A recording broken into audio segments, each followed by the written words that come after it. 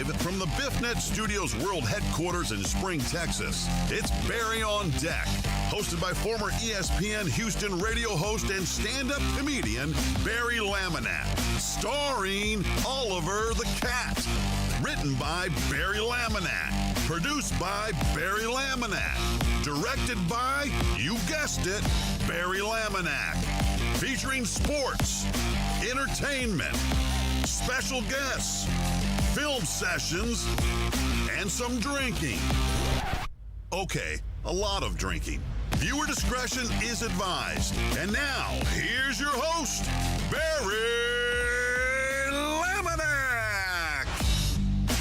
What's up, you damn dirty deckheads? Welcome to Barry on Deck. I am your host, Barry Laminack.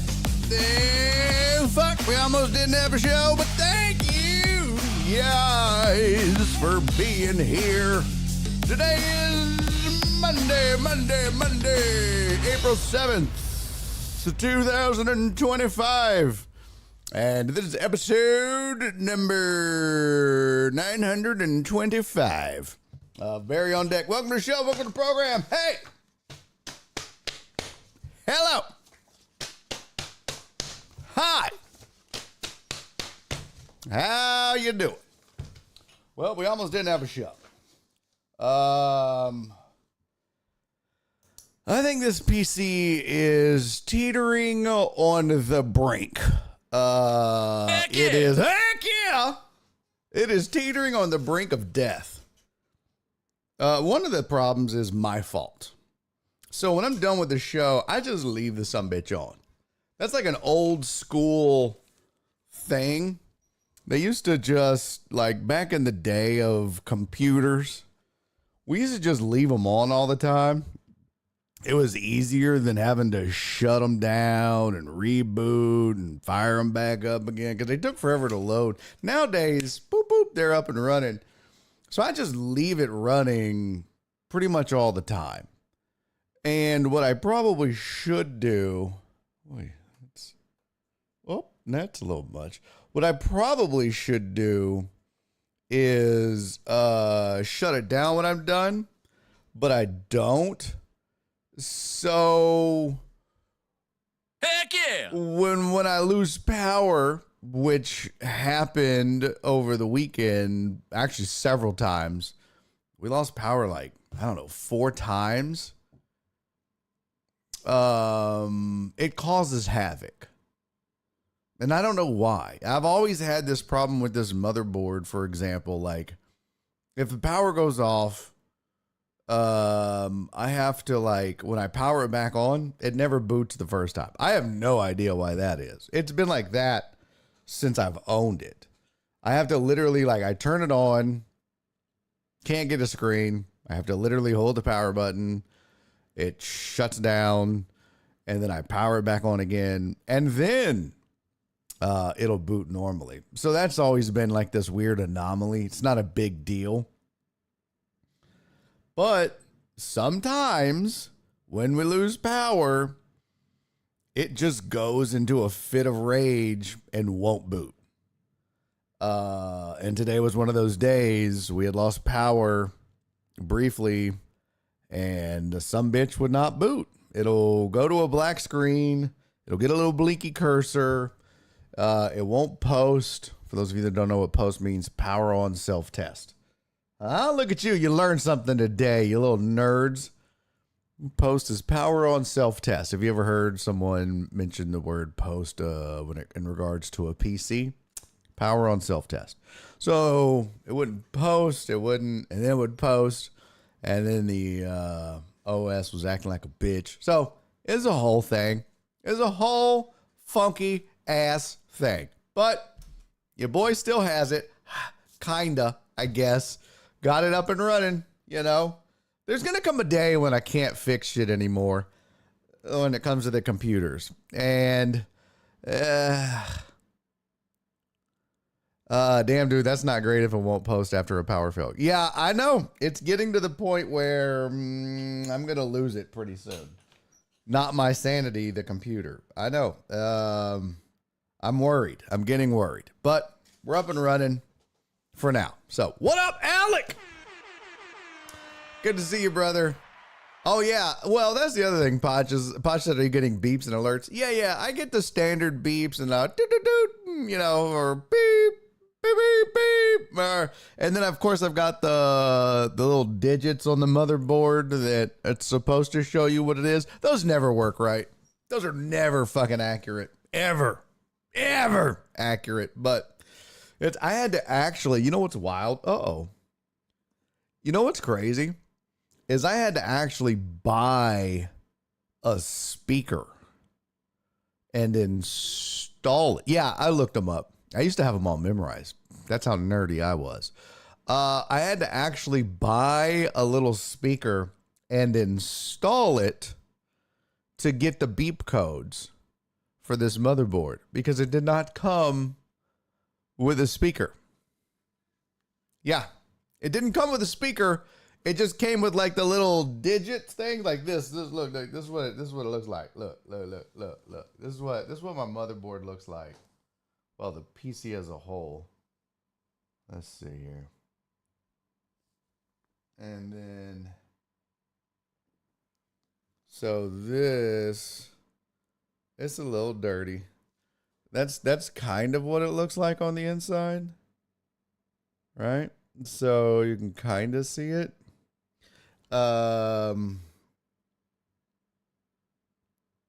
And so that's the codes that it's supposed to give, those little error codes. Yeah, none of that shit ever works. It's never accurate. Never accurate. Never, ever accurate. Posh said, what kind of TeamOS motherboard did you get? Bro, when I built this PC, this was like the top of the line PC. It really was. It was like I don't even know. But now you got to remember, bro, this was back during the pandemic. There was not, like, everybody was buying shit. They were snatching shit up. Like the graphics card I got, man, it was hard to find a graphics card. And so, yeah, it was not easy to get. That's for sure. I don't even know what kind of motherboard this is. And now that PC is flatline. Yeah, what up, Walt? Let me say hey to everybody in the chat. AJB, what up on YouTube? Along with Rudy Rod, what up over there on the YouTubes? And Walt and Donna. What's up, everybody? On Twitch, we have Alex. Good to see you, my brother. And John Dorier. And Nightbot, that raggedy bitch. Uriel Villanueva in the building. So the Villanueva boys in full effect. Ponch is on Twitch as well. Alec is here. 47 days left. He should be at 20. 47 days. Hopefully they don't extend us any longer. Good Lord, bro. I hope not. That would suck. By the way, Alec, I still don't know. JennyIsMom's going to join me here shortly. She joins normally the show at 3:15, and because we were so late, she's waiting patiently in the wings because she's a saint. And if anyone says otherwise, I'll slap the shit out of you. And there's no person on the planet more excited than JennyIsMom. But maybe she can give us an update on where your package is. Not like your package like your crotch, but like your package that we mailed to you, Alec. So maybe, Jenny, I'm giving you fair warning. Maybe you can have that info ready and find out. Yeah. See how I'm doing? I'm giving you fair warning to look it up. In the meantime, I'll stall. You can find it. She's scrambling right now. You should see it. Or she's rooting and scrambling. She's flailing about as we speak. I'm just kidding. She's not flailing. Yes, let's see who else is in the chat. Potch, Alex, Tatey Pookie. What up, truck driver Pookie? Good to see you, my brother. Jared Taylor, what's happening? Pimp, Donna, my sweet, sweet Donna, and Alec. Alex said I should find out on the, the 11th to the 17th. That's when our RAS is. Replenishment at sea. Oh, well, There you go. So we'll get that. Walt said, Alec, you need me to come get you. I'm a pull-out king. That's hilarious, bro. That's too funny. So, all right. Well, that was of course, the reason for the lateness is usually tech problems or meetings. And this time it was tech problems. Every once in a while, it's because I had to shit. Okay. Yep. So, not one of those. If you were playing bingo, why is Barry late bingo? Tech problems. That should just be the free square on the why Barry is late bingo card. By the way, shout out to everybody that's resubscribed today. Keith Sager, my dog, my lawn talk brethren, has resubscribed for 38 months. Thank you, sir. Potch resubscribed for 38 months and said, let's go, Cougs. And Joe Pro resubscribed for 29 months. Thank you, Mr. Pro. Very much appreciate you as well. All right, we got a lot to do and a short time to do it. So before we get into this stuff hot and heavy, let's not make this lady wait anymore. She's here. She's looking beautiful. She's throwing up the Cougs, although it's in cursive because her fingers are crooked. Ladies and gentlemen, please help me. Please help me welcome to the program, the one, the only JennyIsMom, everybody. You're muted, Jenny. You're muted right now. Damn it! What have you done? Check your line there, Jen. Just, hold on. Let me make sure it's not me over here. I see you, but I don't hear you. Let's make sure. Let's go to cameras. Yeah, I got you logged in here, but I'm getting no audio from you, Jenny. I'm not getting any audio from you. Is your mic plugged in? You've got these new headphones. Do they have a mic on them, or she's scrambling and rambling and bambling and nope. You can hear me, huh? Yeah, but I can't hear you, Jen. Let's see. Nope. Yeah, not. Let's see. Hold on. Let's try this. JennyIsMom. Hey, what up, Perry? Good to see you, brother. So let's try this. Hang up and call back. Let's try that. Let's just disconnect and reconnect, Jenny, and let's see if that works, okay? All right, she's going to disconnect and reconnect.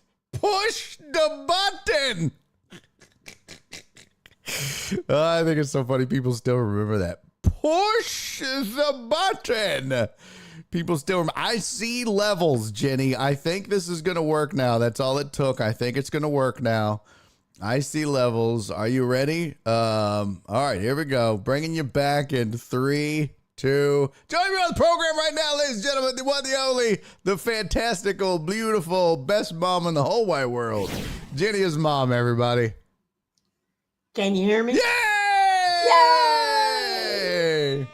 How goes it, mother? How are you? Oh, I'm fine. I just walked in. I was worried that I was going to be late because I just got back. So I'm here. Yeah, you had a closing. You look gorgeous. You look like Thank you. I was real happy about that closing. I've been married to that house for 6 months. I was glad to get it done. Good for you. Yes. You look gorgeous. Do you always get so gussied up for a closing? Well, of course. You got to look businesslike. Absolutely. Now, do you take photos and everything with everybody? Because that's like the social media thing that realtors do is they take photos. Well, they were going to do that today. The title company had a sign that said congratulations and this big new home on, all the... It's not funny, but the lady who I had the listing, her husband passed away about 4 months ago. I've always done all their properties. And she walked into the title company and burst into tears. Oh. So we felt like it probably wasn't a good time to do that. So we just put all the stuff up. And we didn't do that. Yeah. Anyway, we got through it. Yeah. Well, It's still too fresh. Yeah. yeah. Wasn't really a celebration. I think when she walked in, she realized, she's usually there with him and they're closing on these deals. And so anyway. So she was selling it? Yeah, she's selling one of her rent properties that I helped rehab for months and months and months. The one that was completely destroyed by people. But anyway, damn, I got it sold in 12 days. So hot damn. after we rehabbed it, yeah, that's I was good. pretty happy about that. Anywho, go Cougars! I'm so excited. I can hardly stand it. Yeah. I tell you what, I'm almost afraid to watch. Huh? I'm almost afraid to watch. Why? Because it's just really nerve-wracking. I mean, scale of 1 to 10. Actually, scale of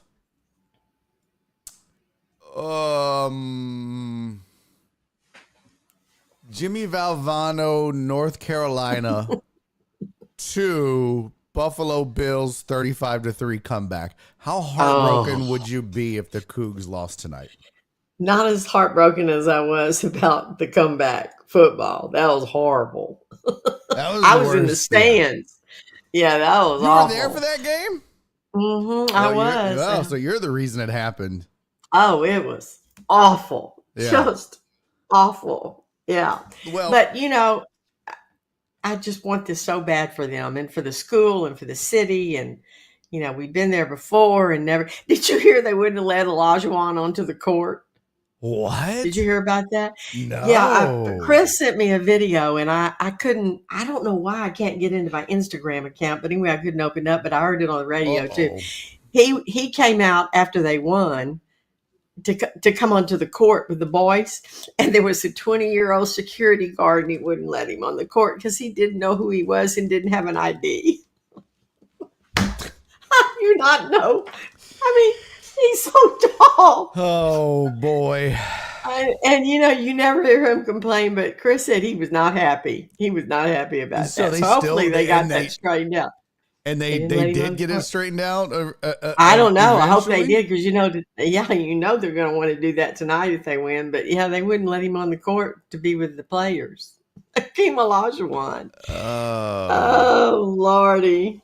He was a 20-year-old kid. He probably wasn't a basketball fan, probably had not a clue. Oh, I found the video. Hold on. I've got the video right here. Let's see. Of Olajuwon talking about it.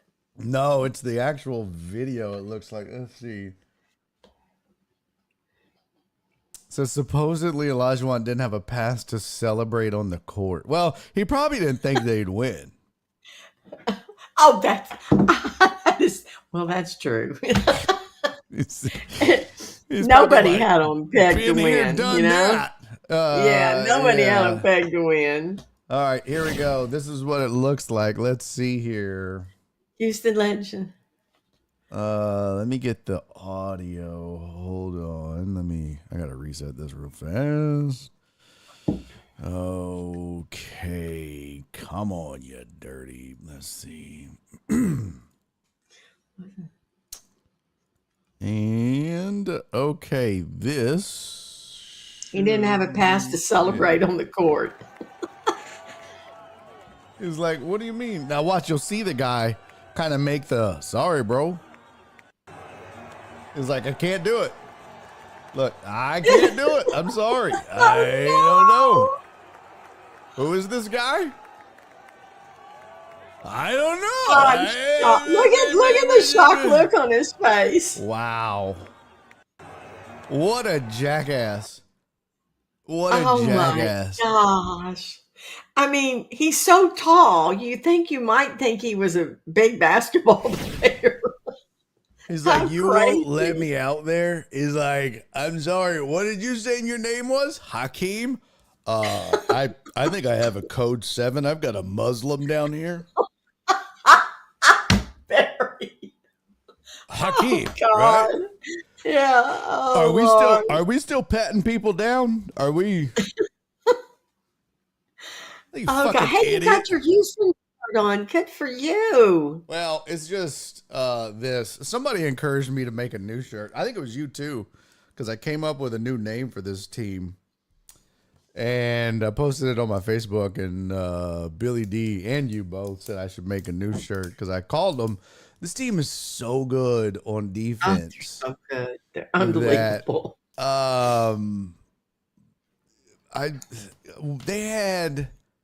They said that Duke made 2 shots in the final, 2 field goals, 2 shots from the floor in the final 13 minutes, 1 in the final 10, which is crazy.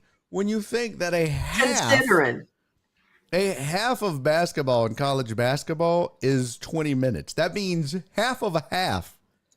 They didn't score. They made 1 field goal in half of a half. That's how it was pretty amazing. That's how good the defense was. And so I don't know why, but it just kind of popped into my head. But this team has been known all year for their defense. The Ken Palm rating had them number 1 going into the tournament. They've been number 1s all year. So I came up with the name for this team because, you know, when it hit me was after Kenny Smith, very graciously, I might add, suggested that this team, his 2 championship teams, were famously known as Clutch City. And that's kind of the moniker that Houston and Houston sports has kind of been going by. But and he was like, nah, man, they can have it. That's by far, that's Clutch City. And I was like, wow, that's really cool. But I don't know why, but, you know, Phi Slamma Jamma popped into my head, that Clutch City thing. And I was like, you know, they kind of deserve their own name. And then it dawned on me that it's not necessarily Phi Slamma Jamma, as good as they are defensively. And the name just popped in my head is Deny Slamma Jamma. That they're just they don't let anybody slam a jamma. 1 field goal in 10 minutes is fucking crazy. When you consider they had 3 draft young people that are going to go in the draft, right? You know.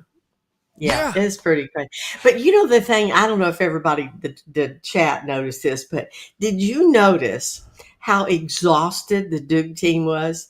I mean, Cooper's face was so red, and you could tell he was so tired. And the Cougs were walking around like, oh, hell, we do this all the time. We do this at practice every day. Yeah. They weren't even tired. That was the thing. Thank you, Keith. Keith said that's a solid nickname. Yeah, I thought so. Yeah, it is. When it's you a great consider name. that this team is built on defense, and that's what, I mean, that's everything that this team is predicated upon is, you know, their offense is predicated upon defense. Their run game. I mean, yeah, they shoot the 3 and they run and stuff, but yeah, I mean, that's what their calling card is. They held one of the top. In fact, I think the Ken Palm rating going into that, Duke had the number 2 offense in the country. I think so. And you hold them to 1 field goal in 10 minutes. That's Deny Slamma Jamma right there. Fuck a Phi Slamma Jamma. That's a Deny Slamma Jamma. Like that's well, and I think they were worn is. out. Yeah, and I think those players were worn out. And you know, when you're worn out and your legs get tired and you're just not as accurate as you are, I guess, when you're shooting the baskets. And I mean, they're gonna out physical you, they're gonna out hustle you, but I think too a lot of it has to do with how they close out, how they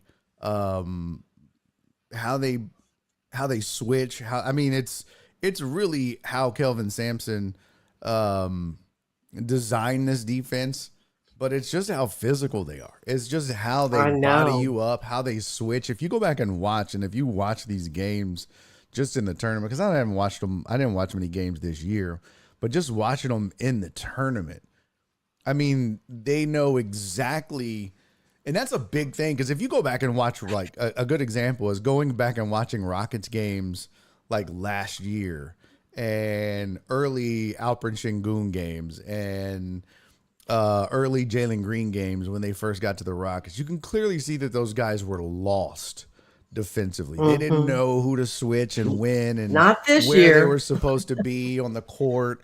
But that's the beauty of this U of H team defensively, is they know exactly where they're supposed to be. They know exactly when to switch, who to switch with, and and at all times, and even if the floor gets spaced well, they know. And if they get caught out of position, it's not just a matter of recovering, it's where do you recover? Because you can recover, but you recover wrong and you leave a guy open, and that Leave him open. rarely happens with this team, man. They're so disciplined. That's the thing, man. They never quit. No. They never quit. So I was so excited. I think I told you I'd gone to the kitchen and said, well, it was a good year, and I'm really proud of them. But I'm going to clean the kitchen up because I can't watch them lose. It just hurts me too bad. Yeah, and then I was looking at the TV. I was looking at the TV through the kitchen. No, I didn't give up on them. But I was doing the dishes. And I kept looking at the TV, and I thought, oh, my God, they just scored a 3. And then I looked again, and they scored again. And Paul's in there, and when they won, he looked at me, and he said, what just happened? I don't know. Yeah. How did they do that? Somebody said, wait, Jenny quit on them? Yeah. No, I didn't quit. I just had to get busy. I couldn't stand sitting there anymore. No. Hey, what the hell was that? Why did that do that? That was weird. Yeah, I don't know. Jenny just straight up quit on that team. Yep. No, I would never quit on my team. You get up and leave the room and go to the kitchen and start doing dishes. You've pretty much you quit. Can see the in the kitchen. It's all an open concept. That's not true, chat. That's not true. You can't see. She quit. She just straight up quit. Oh, Barry, I did not. So, Bob said, I think this Duke team was the number 2 team of all time in the Ken Pom ratings. Wow. Yeah, that would be pretty crazy. And yet the Cougars aren't picked to win tonight. Yeah, they're a 1-point dog. Yeah, it's not a 1 point. Yeah. But they're really used to that too. Well, it's really because if you go, I mean, I was looking at the Ken Pom ratings before the show. Cougars are number 1 defensively, and Florida is number 9 defensively, but Cougs are number 9 offensively, and Florida is like number 5 defensively or something like that. Mm-hmm. So that's the variance in the point. That's really all that is.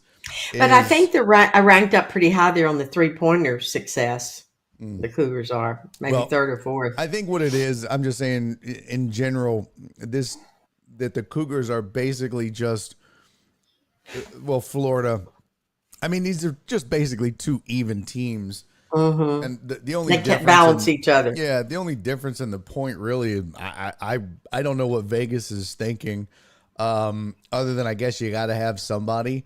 And going into the tournament, Auburn was considered to be the best team in the country, and they beat them. That Florida beat them. That was because Cooper Flagg was great, but Cooper Flagg was also a freshman.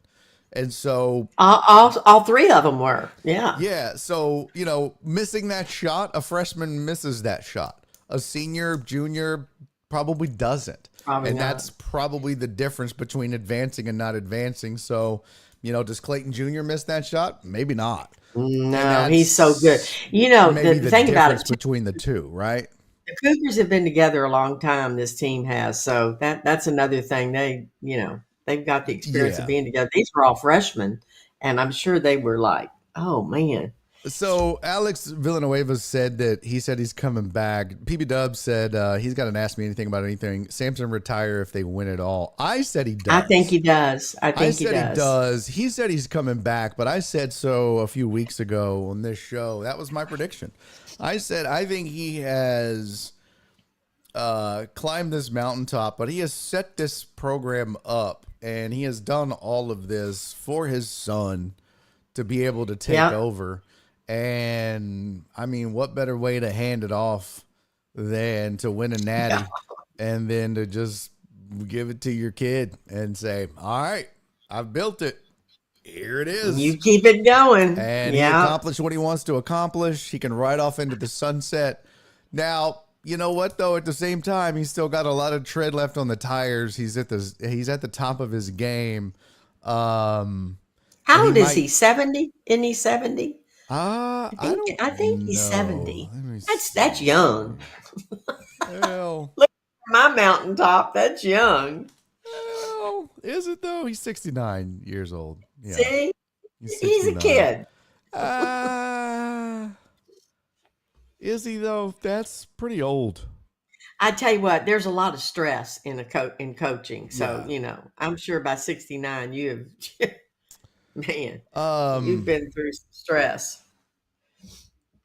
yeah. I think that, I mean, I could certainly see him staying, and Donna said, "Excuse me, Barry."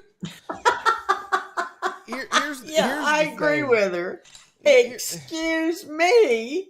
Here's the thing. I mean, it could go one of two ways. He very well could hand it off to his son, but I think also there's the case to be made for he could begin to chase a certain level of greatness that few achieve, like the Mike Krzyzewskis of the world.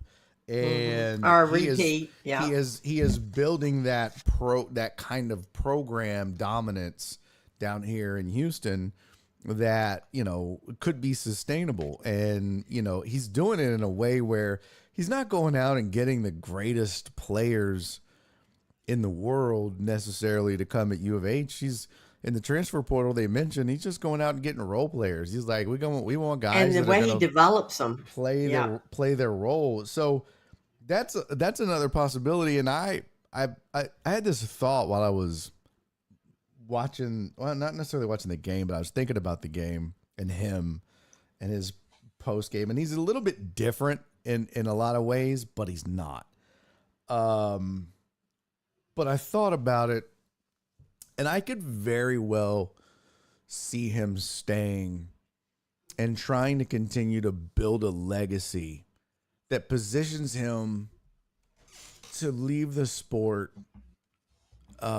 with a reputation much like, oh my God.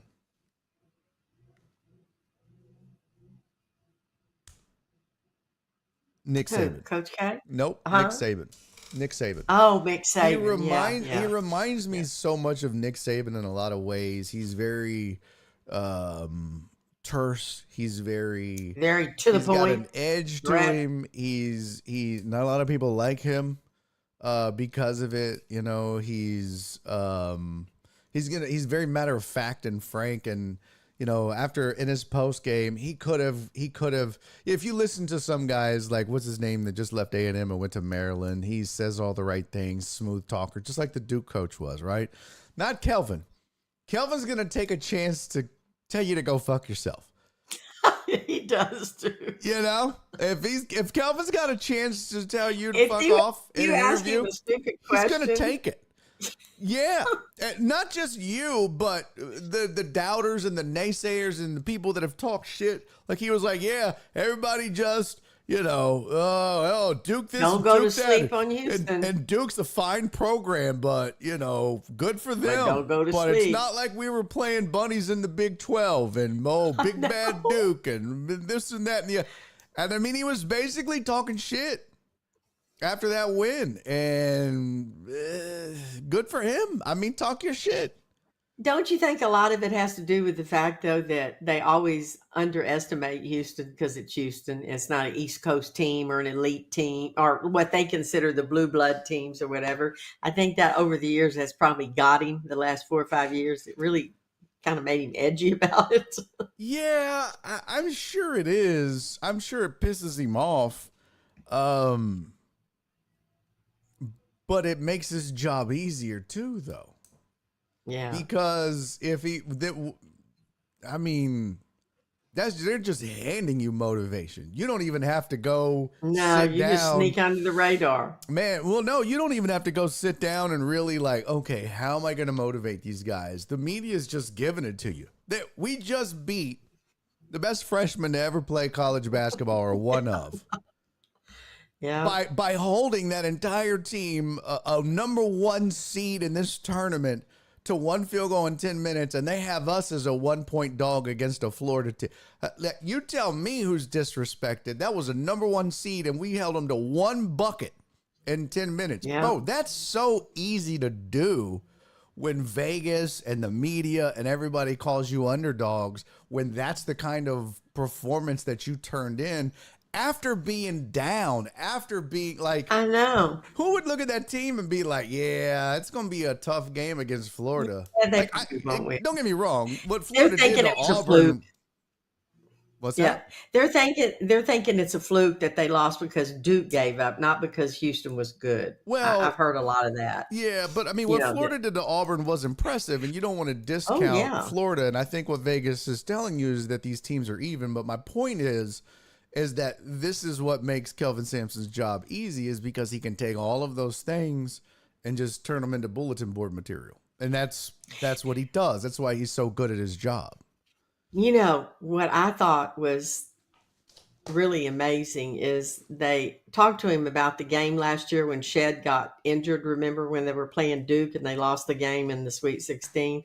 He said, we didn't lose that game because Shed got injured. We lost that game because we couldn't shoot free throws. So this year he made them shoot 150 free throws after every practice. Mm-hmm. And you know what? They didn't miss their free throws, which I thought was brilliant on his part. Yeah, I mean, it's like, we got to learn to shoot free throws. that's what coaches do. And they've learned. Oh, And, is that you what know, was that his quote, Jared? We didn't play in the toy poodle league. God, that's yes, beautiful. that's what Yeah, he said. that's what I'm saying. I mean, he basically said, "Look, we ain't a bunch of bitches," without saying bitches. Like this is what he said. Exactly. His sayings crack me up. His sayings. And look, man, he is. I think when it got down to the Elite Eight, and I think, and this will. Nobody said it, and I don't know. I don't watch a lot of talking head shows or listen to a lot of radio or sports talk or watch other people do this. I just keep my head down and do my own thing and come up with my own opinions by watching games and stuff.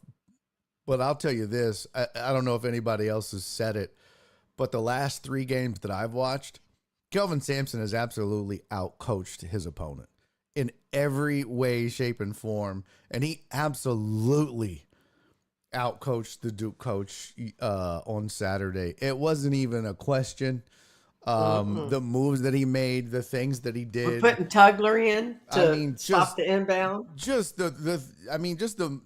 defensively, the things that they did, knowing when to pressure, when to not pressure, knowing when to, everything that he did in that game as a coach. Inbounds plays you saw, it won a game. I mean, he's just been the best coach in the tournament for the last 2 rounds. Period. Barry, And no one talks about it, but he is. I know something that stuck out in my mind was I think there were 30-something seconds left and we were down. And Paul goes, oh, they're going to start fouling. And they didn't. He decided to play it out. And that was so important. He had enough faith in those kids. We're not going to foul them. We're going to play it out. And I'll be darned if that strategy didn't work. That's coaching. That's what I'm saying. Like, you can go to the foul line, or you can, that your guys are defensively good enough. And you even heard on the broadcast where they were like, you got a foul right here. He wouldn't do it. And they didn't. No. Because, Sampson knows his guys and he knows what they're capable of. He knows what they can do. And yeah, that right there stuck out in my mind. That was like, wow. That's why I say the last 2 rounds, I think he's been the best coach of the 4 coaches in the Final Four and the 8 coaches in the Elite Eight. And yeah, the players have to go out and play and win, but Kelvin Sampson deserves a lot of credit for also being the best coach left in these rounds. And that I don't think I haven't heard that being mentioned, but that's been a big part of this too. I think. Yeah. So well, let's hope they keep it up one more night. It's gonna be fun. 7:50 is tip-off time tonight, I believe. Yes, and Karen came over Saturday night and watched the game with us, and when it was over, I told Paul and Karen, I said, you have to wear exactly what you have on. He said, you mean I said, exactly. You have to come back and wear the same clothes. We're not changing anything. Not that I'm superstitious. That's where I get it Paul from, goes, is you. I am so superstitious, and it's because of you. that's right. Great. So Paul walked out and he said, this shirt may not be real clean. I don't care. You're wearing that shirt tonight. Well, it's a good thing I don't shower anyways. So don't have to worry about that. I haven't showered, so that's a good Well, thing. there you go. Well, at least you got your Houston shirt on. That's right. So let me ask you, we are doing a, so I do, Jen and I, well, it was Jen's idea, but we were doing a, something called the Dad Bod Challenge, or the Dad Bod Bracket for Barry on Deck. And instead of doing like the same old brackets where we come up with, it's, the best pizza toppings bracket that they always do in radio with same old shit. We got, you know me, I never like to do the normal shit. I always like to go against the grain and do different stuff. So we ended up doing a Dad Bod bracket. All right. So we got through round one. If you don't know what a dad bod is, Mom, do you know what a dad bod is? A dad bod is just like a regular looking dude, right? You don't have a 6-pack. You just. A dad body. Okay. Yeah, just kind of dad bod. Yeah, you just built like a dad. Okay. You just Okay. built like a dad. You got a gut. You got, you're just built like a dad. So we did a dad bod bracket. And got the deckheads to send in pictures of their dad bods. Oh my God. Couldn't get to 16. Some people got scared and backed out. And so we ended up with 11. So we picked the best one and gave them a first round bye. So we did a top 10 and got through those votes. And now we are on to round 2. And so we're down to the final 6. And voting for that starts today. I'm going to do voting today and tomorrow, and then we'll go into the final 3, and then that will end this week, and we'll crown a champion. Oh, what fun. This person will get $100. That's the winner take all $100, and we're going to crown them this week. But round 2 voting is going to start today on this show, and then it's going to go on Twitter, and it'll run through until probably tomorrow. But I'm going to let you be the first one to vote. You're going to get to cast your vote for these 6 people. There's 3, matchups. All right. So I'm going to show them to you. Okay. And then you're going to pick your vote, and you're going to get 1 vote all by your lonesome. Okay. Oh, good. Okay. All right. Let me see. Bring them on. Let me see. Where'd it go? Where the shit is it? There we go. All right, round 1, 2, 3. Put those there. 252. Okay. All right. Hold on 1 second. Now, is this the person who has the best looking dad bod, or the one that looks most like a dad? No, it's who you think has the best dad bod. Like just the best, right. Maybe either most creative dad bod or the best, whatever. You just pick. All right. Okay. All right. Okay. Here you go. And also this is my way of introducing everybody to the who advanced to round 2. So pay attention, everybody, because when this is done, I'm going to set up the poll and everybody's going to be able to vote for round 2. So here we go. Jenny, this is your first opportunity. You're going to be voting in round 2, matchup number 1. Here we go. Round 2, matchup number 1. You've got 6-pack keg. That was our first round bye. Got 6-pack keg. Hold it together, Jenny. Okay. Get your shit together. Are you? Jenny, lock it up. I'm looking. All right. I'm looking. You got 6-pack keg versus Nips or Extra. And I came up with all the names, by the way. I just random names based on the pictures. Oh, gosh. All right. How you voting, Jenny? So I choose one of those? Yep. Well, it's got to be 6-pack keg. Okay. Jenny has voted. 6-pack keg. Oh my for the God. win. You like that? It's pretty Oh. sexy right there. All right, your next matchup in round number 2 is Texas to the Boner versus Rings of Honor. Yes, those are nipple rings on the right. So you've got Texas to the Boner. You can't really see the gun on his hip either, but he's got cowboy boots. He's holding a bottle of whiskey. Got his cowboy hat on. Long hair. Long hair, got a gun versus nipple rings. God, I think I'm going to have to go with Texas to the Bone. the nipple rings That's are so a great hot. outfit. The Yeah, nipple that's rings, a great though. outfit. God, I'll just tug them with my teeth. Okay, that's just me being overtly sexual here. Texas to the Boner versus Rings of Honor. Yep. Who you going with? Texas to the Boner. Texas to the Boner. All right. And then your last matchup in round number 2 is Hot Dad Summer versus the Chef. Oh, it has to be the chef. If The that chef? isn't Dad bod, I don't know what is. It has to be. All right. It is Hot Dad Summer versus the Chef. You can't Yep, really gotta be tell, the but chef. Hot Dad Summer has a rose in his mouth while he's holding the gun. So I know, but I love the way the chef, his stomach Yeah. is hanging over. That's very dad-like. Very dad-like.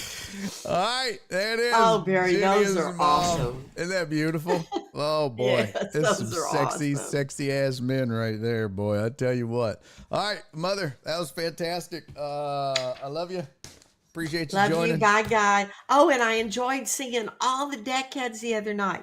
A lot of them I just knew names, not had put faces with them. It was great. It was so much fun to see everybody. And Donna, she kept telling me who was who because I didn't know. Yeah, because you hadn't met them, you just know their names. Yeah, right? just know their names. Except I did give Clarence a hard time. Did you? Oh yeah, Yeah, because he oh, yeah. whoops your ass at fantasy every year. Every year. I told him, I said, listen, I am tired of this. Sick of his shit. I'm tired of seeing you in the playoffs and I'm tired of you winning.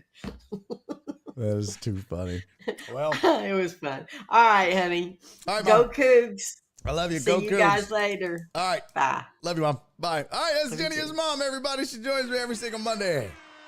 Right here on Barry on Deck. All right, now, you guys saw it.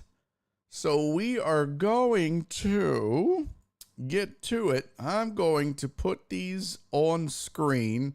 And you, ladies and gentlemen, are going to vote for your favorite dad bod. You're gonna have 5 minutes per slide to vote, and I'm gonna leave them up while you do it. All right, I'm gonna leave them up. I'm gonna create a poll here. Let's see. Manage poll. New poll. Round 2. Who should advance to the finals? Let's see. Should it be 6-pack keg or nips are extra? All right. Oh, and I got to do this on, oh shit. I got to do this on YouTube as well. So you'll be able to vote on YouTube also. Yes, you can vote on both. Just get over there. Uh-oh. Heck yeah! Oh, what the heck, Nasty Nate? Sir, thank you for subscribing. 6-pack keg versus nips are extra. You guys will have, yeah, we'll do 10 minutes to vote. It's 4:06. Yeah, we can do 10 minutes to vote. What up, Jeff Bell? Good to see you, brother. Heartthrob, thank you for the 169 bits. If Barry had read his messages, I was going to hit that Lionel Richie album cover lead. Yes, you were, brother. Yes, you were. All right, the poll has started for the first of the 3 matchups to vote. You got 10 minutes to get your vote in for the Dad Bod Bracket Challenge Round 2. 6-pack keg versus versus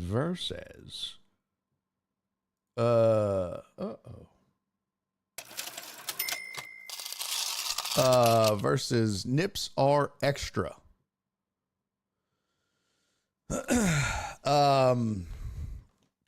So get your votes in. You got 10 minutes to vote. All right. Get them in, bitches. I'm setting up the poll right now on YouTube. Let's see. 6-pack keg. Nips are extra. And add option. Oh, nope. Okay. Heck yeah. Nope. I don't want that option. Get rid of. Start poll.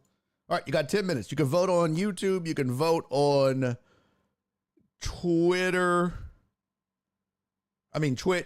And then also, I'm going to be adding these to Twitter after the show. And that'll be up for probably 48 hours. And then the winners will advance to the finals. Yeah. And then that's where we'll decide the ultimate dad bod for Barry on deck. And here is what it looks like right now. Let me see something real quick here. My nose itched. There you go. That's how it looks like right now. This is the, yeah. There it is. Shit. What the shit was this?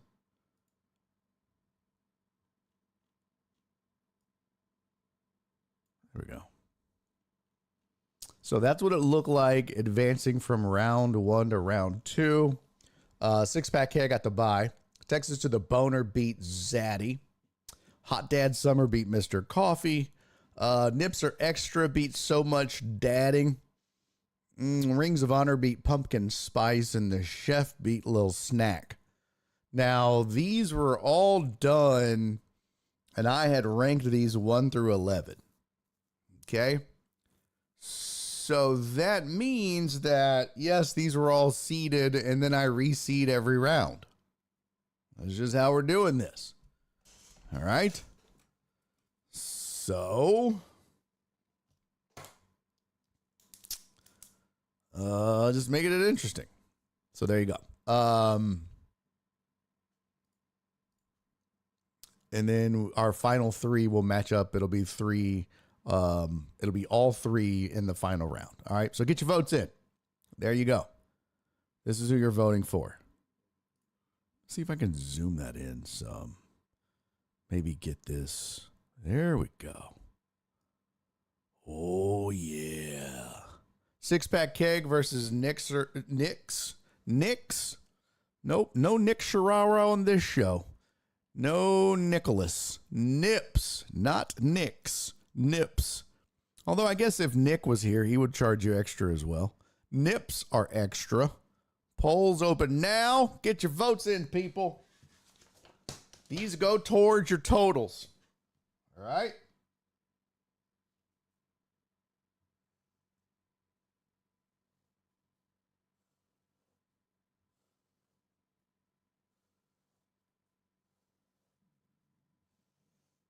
Okay.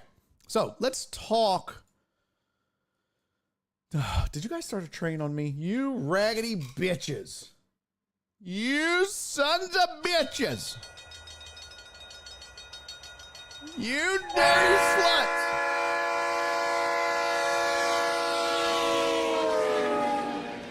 Choo, choo. The hype train banner is blocking your poll. What? Dirty, dirty whores. Dirty whores. Whores, I say.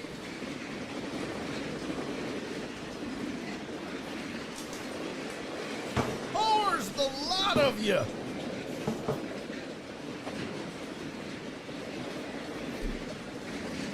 Local shots for the Cougs. Drink, drink, drunk. Stink, stank, stunk. Thank you guys for the hype train. Little Monday hype train action. Let's see what we got going here. What'd I miss? I got Heartthrobs 169. I like got his. Nasty Nate, thank you for resubscribing for 37 months. Joe Bro, thank you for the 303 biddies, and that got the hype train rolling. Cisco! Sir, thank you for the 500 biddies, my friend. Much appreciated. Cisco kicking it up and high. I've seen those tatted titties on a flyer stuck to the shower door at Love's. 45 and Patton. Oh my God, that's hilarious. Let's see what else we got. Jared Taylor, thank you for resubscribing for 38 months. Some motherfucking Cougars. Thank you guys for the hype train. Level 2, 21%. Let's get it. 2 gifted subs, or 2 subs, 972 bits. Cheers, everybody. Whew.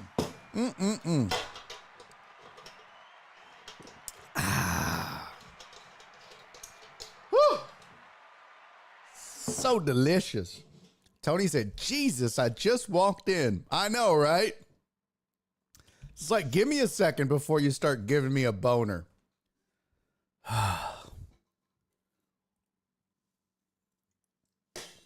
I know, Tony.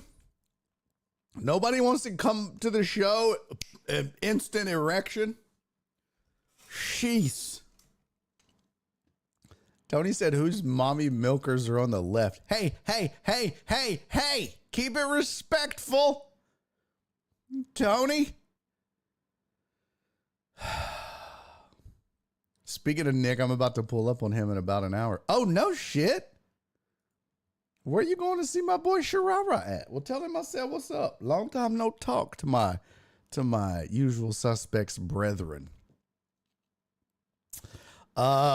Is there a plumber in the chat? Oh my goodness. My bad. No roasting. No, we're not roasting. We're not roasting. These gentlemen were brave enough to participate in the Dad Bod Challenge. We owe them enough courtesy and respect not to make fun of their teats. Okay? Not to make fun of their teats.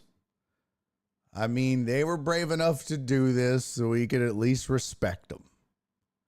You know, had we said, hey, send us topless photos so we can roast, then we could roast them. But they did this in good fun, so we should be respectful. And you just missed it. Everyone ran a train on me. I hate it so much. I love it, but I hate it. Yeah, we're going to talk about this, Eric. We're going to talk about this Vlad Jr. bullshit. So stupid. So stupid. So stupid. In fact, we can get to that. How much time left in the poll? Oh, it's almost done. Get your votes in, though. There's 30 people watching on Twitch. There better be 30 goddamn votes. 28 now. How many are watching on YouTube? 8. There better be 8 votes on the poll on YouTube. I swear to God, I'm slapping the fire out of everybody in the chats. Everybody. I'm showing my titties if you sons of bitches don't vote. That's how it's going down. Nobody wants that. I'll show some ball seam. And no one wants ball seam on this chat. You hear me? Nobody. That includes me. Okay.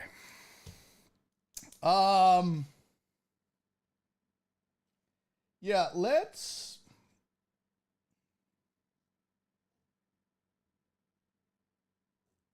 Let's talk a bit about that Vlad Guerrero deal. Let me get to the particulars. And then I do want to get into some Cougars. Cougars tonight. Shout out to my boy KJ. Here it is. Vlad Guerrero Jr. and the Blue Jays agreed to a $500 million deal. First baseman Vlad Guerrero Jr., Toronto Blue Jays are in an agreement on a 14-year, $500 million contract extension pending a physical.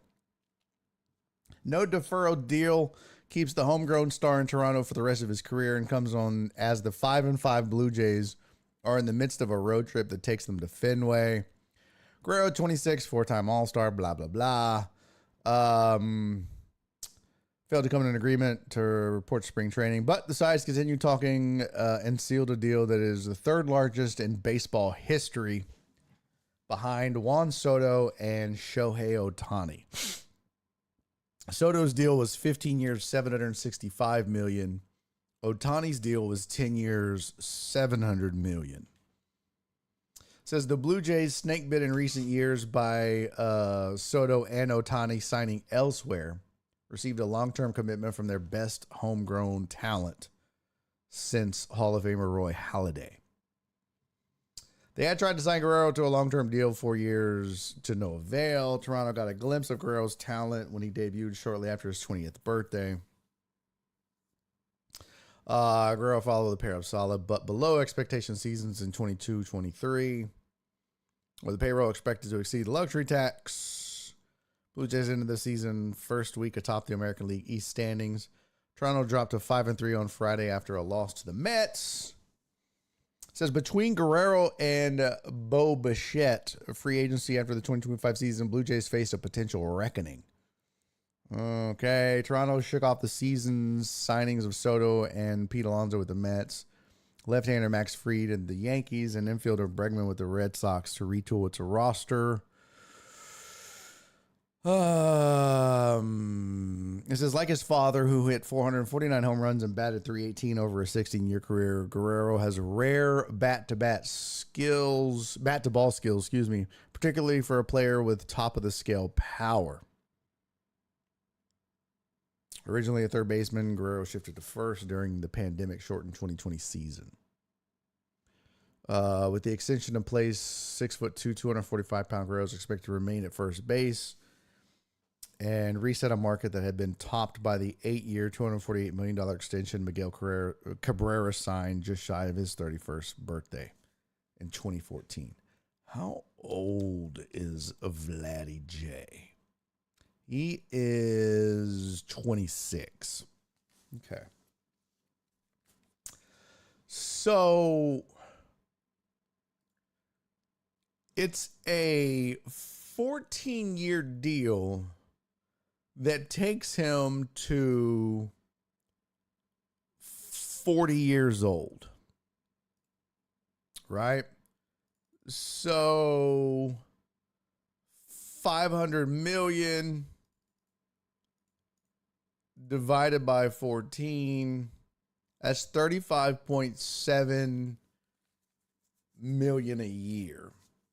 Let me see what Spot Track has on the breakdown for this, if anything. Let's see, is the poll done? Yeah.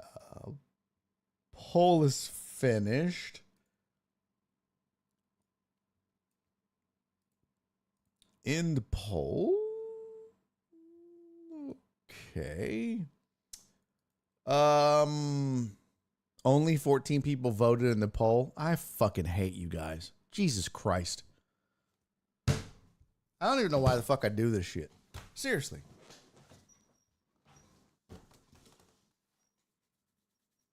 Oh my God.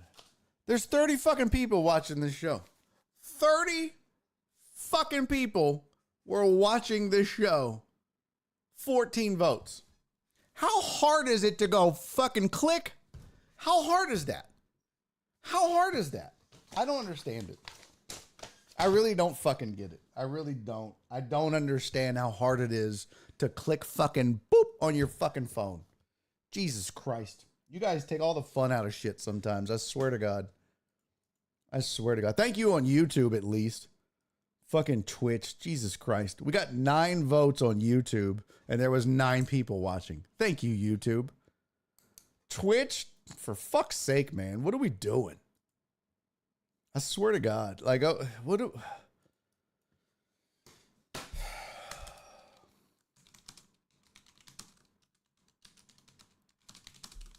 Let's put the next one up for goddamn. I don't know why. Just gonna fucking ignore it. Oh my God. So much for having fun with this shit. All right. Next round is Texas to the boner. Not that you guys give a fuck. Versus Rings of Honor. Yay. Add this to YouTube. Let's see. YouTube was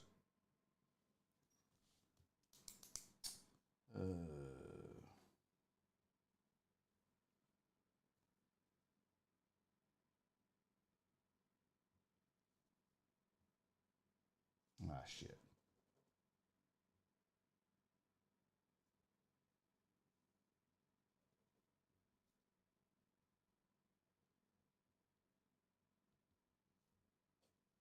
Okay.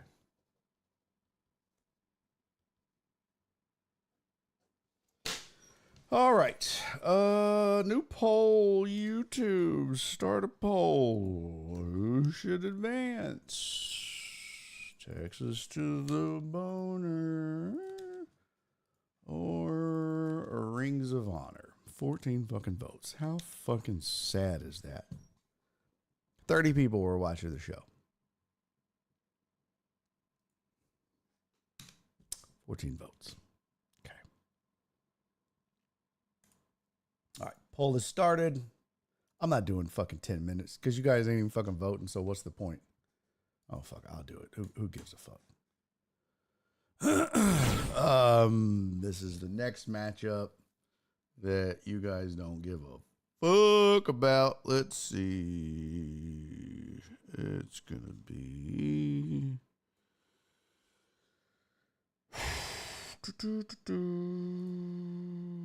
The fuck just...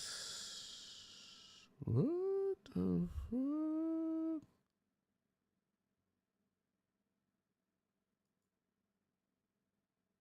Uh-oh.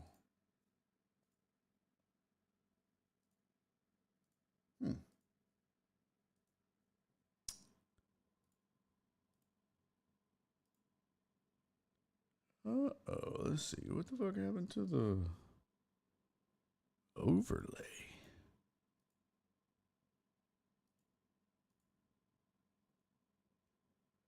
Huh.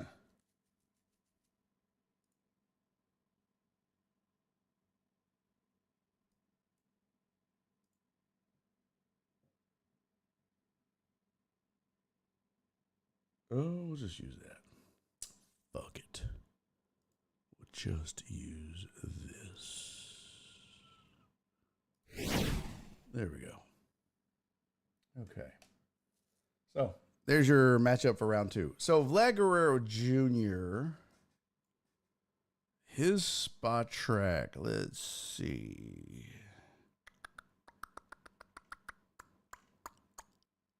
Yeah, I mean, it's a straight 35.7 million a year all the way through 2039. Like all the way. Yeah, Nate said you can't vote on mobile. That is the dumbest thing I've ever heard, Nate. You can absolutely vote on mobile. You 100% can. Bro, Dubs, nice try. Dubs said, what if 16 are driving? 16 are not driving. 16 are lazy.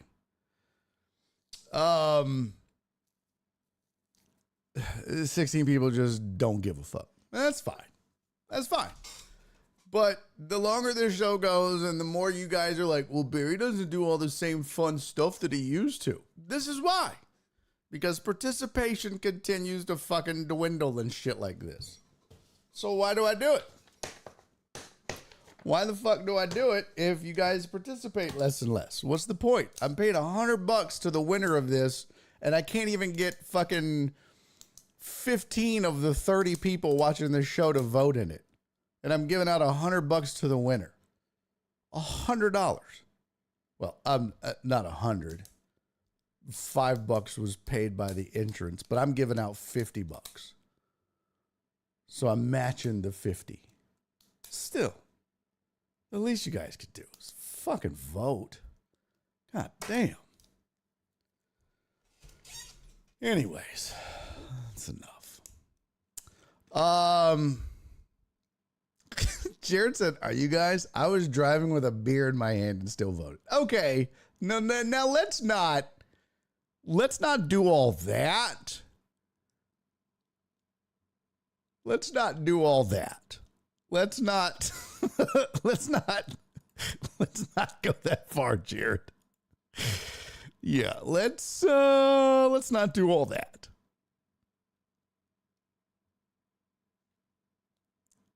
Yeah, Joe Rose at Devil's Advocate. Could be Laminack is the only one having tech problems, but even my dumbass figured it out.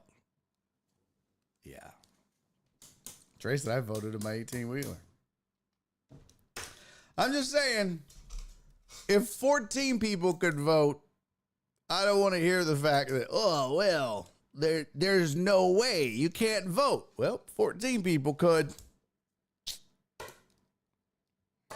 Just saying. I digress. I'm not going to. We got plenty of show left. Vlad Guerrero Jr., $35.7 million a year. Eric said he thinks it's a mistake. Here's why I don't think it's a mistake right now. But it probably will be a mistake later. And here's what's crazy. I'm looking at Vlad's numbers, right? And you kind of had to do this if you're Toronto. But his WAR over the years, which again, if you don't know what WAR is, it's wins above replacement. How many wins does he account for above what a average minor leaguer would be if you replaced him with that? And this is kind of telling like, oh, okay, on the schedule, if a minor leaguer played that position and you put Vlad Guerrero in that minor leaguer's place, Vlad Guerrero Jr. himself would account for X amount of wins versus having that replacement player there. His first year in Toronto, it was 2.1. The COVID season was 0.4. That's when he switched from third to first. 2021, it was 6.8, almost 7. That's really good. Then it was 4 in 2022, then down to 2. And then last year it was back up to 6.2, but that was a contract season, which amounted to nothing. And now he's at a 0 WAR. He's, but it's early. I mean, it's 10 games played, 39 at bats. We're not worried about that. But his WAR over the years, we'll exclude the COVID year, is 2.1, 6.8, 4, 2.0, 6.2. The big problem or the big issue is the lack of consistency. His ceiling is the roof, but his basement is the floor. Like, that's what's scary, is like a 2 WAR isn't terrible, but that year that he had a 2.0 was 2023. He played in 156 games, hit 26 home runs, 94 RBIs, and had an OPS of 788. It's kind of pedestrian for a guy that's getting the third richest contract in baseball history. Now, was he nagged by injuries or, I don't know. But at the same time, the alternative is he just leaves and goes bye-bye. Did they overpay? I mean, look, if he was going to get 650, 700 million up there with the Otanis and the Sotos, Maybe so. But 500 million over 14 years isn't terrible. Let's go look at it per year. That's what we need to look at. 35 million a year. How does that work out? Right? Like, what does that look like?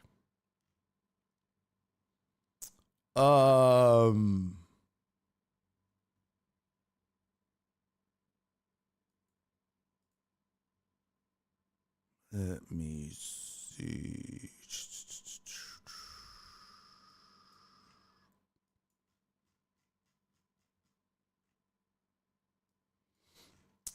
Because the overall contract is the third richest, but the AAV, which is the average annual value, is not. It's 1, 2, 3, 4, 5, 6, 7, 8, 9th. Otani's is 70 million a year AAV, average annual value. Soto's was 51 million, and that's second. Zach Wheeler is third. Bregman is 4. Judge 5. DeGrom 6. Blake Snell 7. Garrett Cole 8. Vlad Guerrero Jr. 9. Mike Trout 10. Vlad Guerrero Jr. is making $200,000 more than Mike Trout. And you think about how old that Mike Trout deal was. It started in 2019. This new deal for Guerrero kicks in 2026 and runs through 2039. I mean, $35 million a year. It's long. It takes you until he's 40. And that's the problem, is that I think the last 6-7 years is you're probably paying $35 million for a guy that's probably not worth it. You're just throwing money at a dude. I mean, the next 10 years, Vlad Guerrero Jr. is probably going to be really good. Maybe the next, I don't know, 8. Maybe 9. But those last 4 or 5 or potentially 6 years of the deal, ugh. That's the part where you're like, oof. And see, this is the thing where it seems like the Astros have avoided these kinds of deals. Now, granted, they don't have a Kyle Tucker around anymore. They don't have an Alex Bregman around anymore.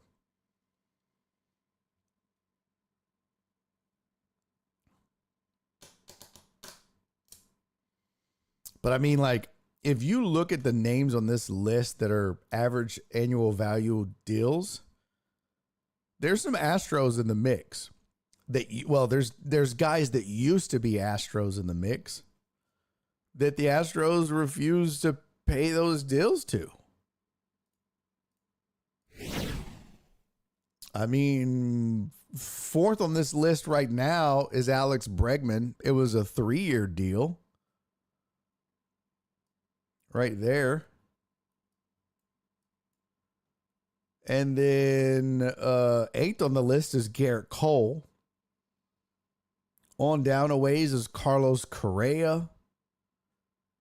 So there's 3 guys right there that you certainly would have been locked into that by far would have put you over the luxury tax. By far. Bregman, Cole, and Correa. And they're great. Don't get me wrong, but Correa's getting $33 million a year. Cole's getting 36. Bregman's getting 40. What? Yeah. And then you got to fill out a roster around those cats. There's Altuve. He's getting 25 a year. So there's Springer just below him at 25 a year. I mean, there's You know, you look at a lot of these names up top. This kind of explains the Astros theory that, hey, look, we're not, all of these names, there's one guy they kept, the cornerstone. The rest of them, they just got to let go. Got to let go. So I think short term, Eric,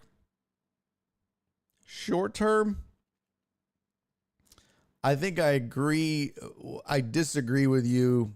I think the deal short term, you had the Blue Jays had to do this deal. Long term, I think it's going to come back to bite them. It's very much reminds me of Albert Pujols. I think we're going to be watching Vlad Guerrero Jr. in his twilight, you know, hitting home runs and trotting to first base. It reminds me of Pujols very much. He's not as athletic. He's not all those things, you know? Yeah, and Hugo said Vlad's a big dude. He's not slim like his dad. As he ages, he'll get bigger. Exactly. Joe Pro, I can't imagine signing a pitcher to a long-term deal. Looking at you, McCullers. Yep. Exactly. Jared Taylor, top 3 hitters in the league this year: Tucker, Bregman, Altuve. And it's way too early. Yeah, you're right, but it's way too early for that. Jared said, to be fair, I was driving in the car wash. Well, there's that.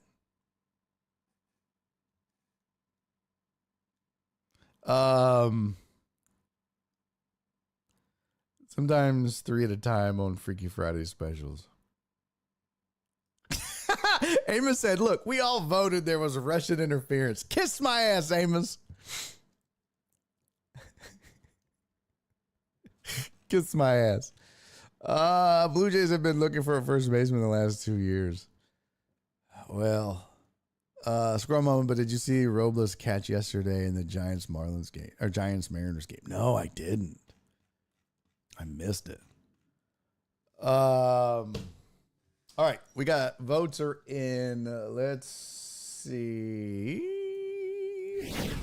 Results of the poll. 17 votes.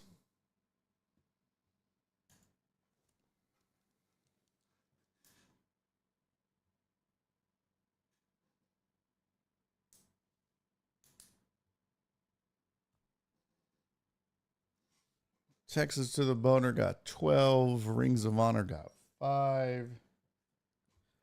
And on YouTube, we had 9 votes. 88% went to Texas to the Boner.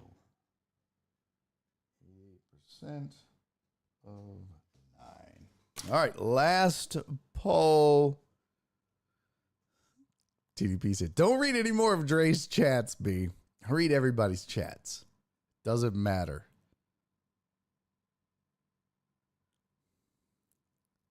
All right. New poll.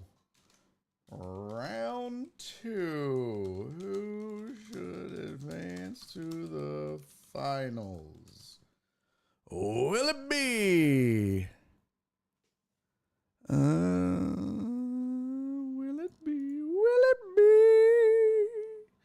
Because love, will it be Hot Dad, Summer, or the Chef?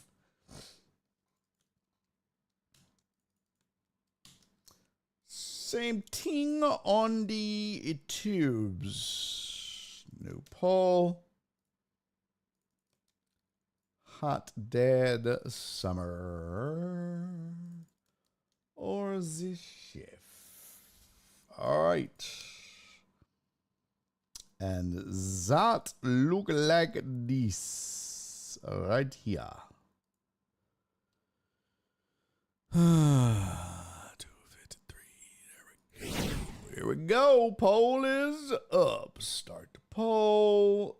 Poll has been started on YouTube. And it has been started on Twitch. 10 minutes to vote.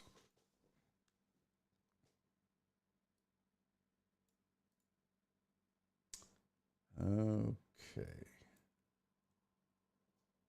What the fuck happened? That is so weird. 204. That's why. That's why. Very interestingly. Very interestingly. Okay. So will he be what?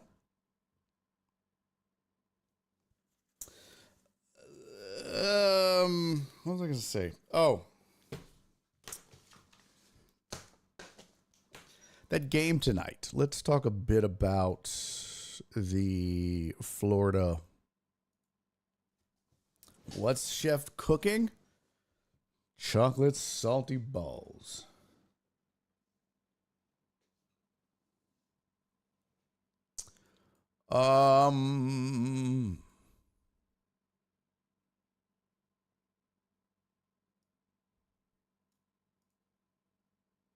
You dirty hoe.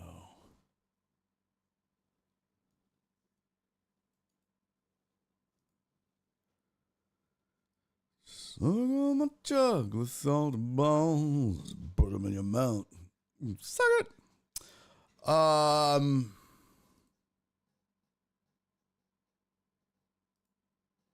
Let's talk a little bit about the Cougs game tonight.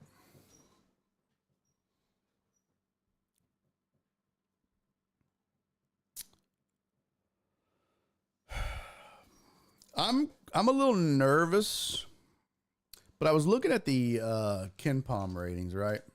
KenPom.com. Cougars are number one defensive rating at 87.4. 9 offensive rating at 124.1. Florida as a number 9 defensive rating at 92.5. And the number 2 offensive rating at 128.8. How does that stack up, you might ask, versus what the Cougs just faced against Duke? Well, Duke was the number 1 offensive rating with a 130. Florida's a 128.8. And they were the number 5 defensive rating at 90.7. Florida is the number 9 at 92.5. So both teams similar offensive ratings, but Duke was by far a better defensive team than Florida. And Florida was slightly better offensively, slightly worse defensively than Auburn, and had a slightly higher KenPom rating, or does now. I don't know if that was the case going into the games. So, as of right now, Cougs have a slightly higher KenPom rating, 36.71 to Florida's 36.33. Does that mean much? Not really. Bovada had Florida favored by 1 going into tonight. Don't forget, too, by the way, your boy, back in March on this very program, we laid a couple of Diet Cokes on the Cougs at plus 600 to win it all. Still in play. Still in play, chat. Still in play. I was thinking about hedging just because, but then I was like, it ain't that much damn money. We don't need to hedge. We ain't no pussy. We don't need to hedge. We ain't no hoe. If anything, we could double down. You know what I'm saying? Yeah. But we got a little action out there on the Cougs still floating about. As of right this moment, yep. Florida's still favored by 1. Money line wise, Florida's at minus 115, Cougars minus 105. Florida had been down to minus 110. Actually, both teams were minus 110. Over under 141. I like the under. Let me move this.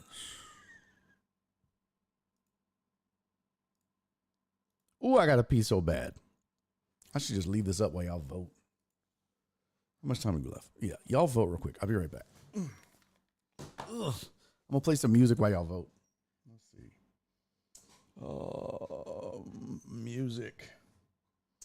Let's play some... Damn. Here we go. Let's play some Sitting on the Corner Doing Dope. All right, I'm going to go piss real quick. Y'all vote, and I'll be right back. Sitting down the goddamn... Down the goddamn corner doing dope. Sitting down the goddamn corner doing dope. Corner doing dope. They are to be ashamed. Sitting down the goddamn corner doing dope. Sitting down the goddamn corner doing dope. Sitting down the goddamn corner doing dope. Corner doing dope. Goddamn right, bitch. Look at here. There you go. They're out here sharing marijuana. Look at here. There you go. The same old nasty ass people from last week. Corner doing dope. Corner doing dope. Go ahead. Corner doing dope. Corner doing dope. Goddamn corner doing dope. Corner doing dope. Corner doing dope. Goddamn right, bitch. Sitting down the goddamn corner doing dope. Sitting down the goddamn corner doing dope. Sitting down the goddamn corner doing dope. Corner doing dope. Dope. Dope. Goddamn right, bitch. Goddamn right, bitch. Goddamn right, bitch. Goddamn right, bitch. Corner doing dope. Corner doing dope. Go ahead. Corner doing dope. Corner doing dope. Corner doing dope. Corner doing dope. Corner doing dope. Corner doing dope. Sitting down the goddamn corner doing dope. Sitting down the goddamn corner.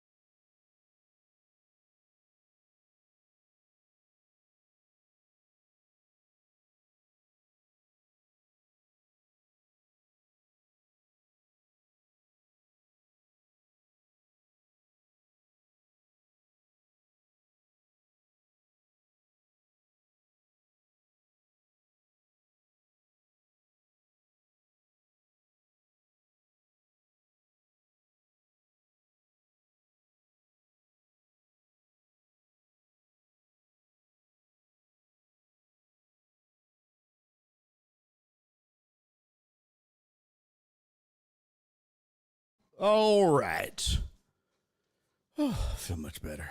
Boy, I'm about to piss my pants. What the hell was I looking at here?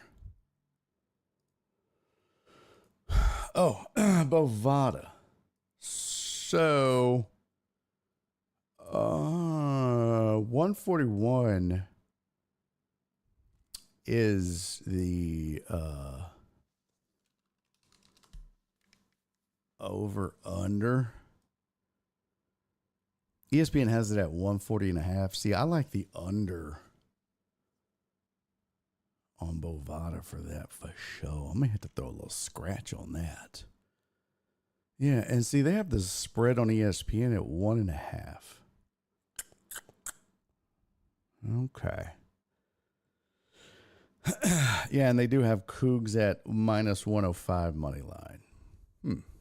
Interesting. Very interesting. Oh,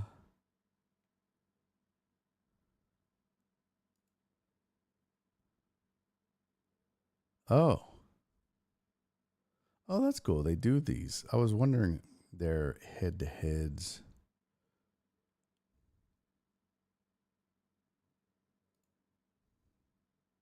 Okay.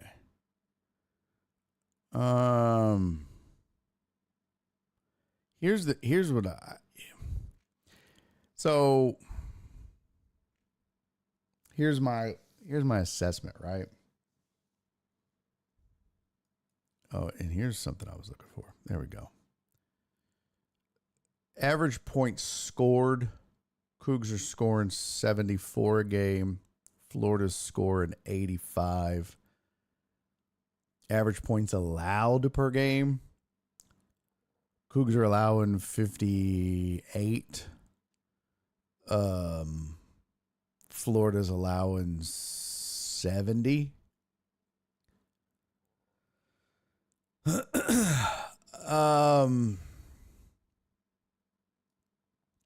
One of the things that I think works to the advantage of Florida, and it's wild to say this now, but playing in the SEC has proven to be, by the way, voting's over, has proven to be an asset because they definitely got tested in the SEC. When you look at their schedule, Cougs have been tested and said, hey, y'all, and fuck this job. Yeah, the Gators have been tested in the SEC for sure. And not that the Big 12, you know, I know Kelvin likes to say that, you know, that it wasn't a toy poodle thing. But the SEC was tough this year, okay? Tough. And I think that's going to prove to be beneficial to them.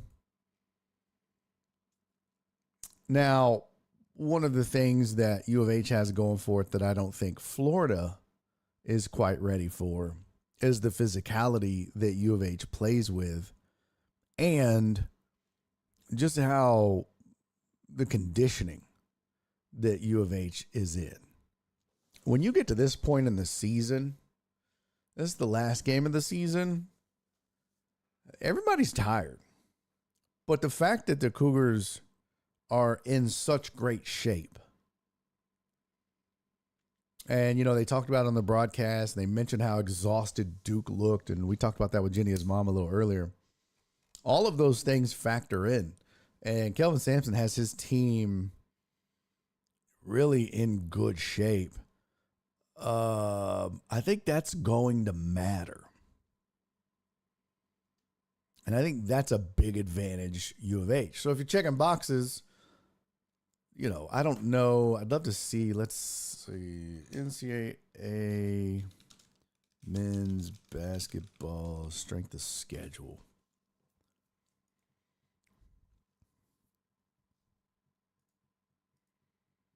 Oh, get out of here.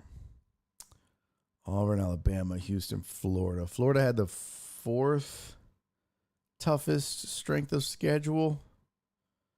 Houston had the third. Now that's through 4-7.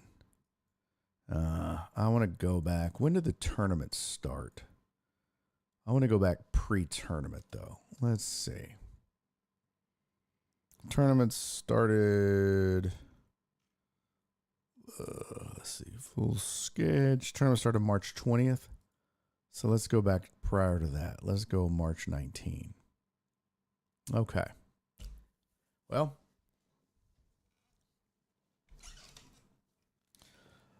At 30-4, I'm gonna share this.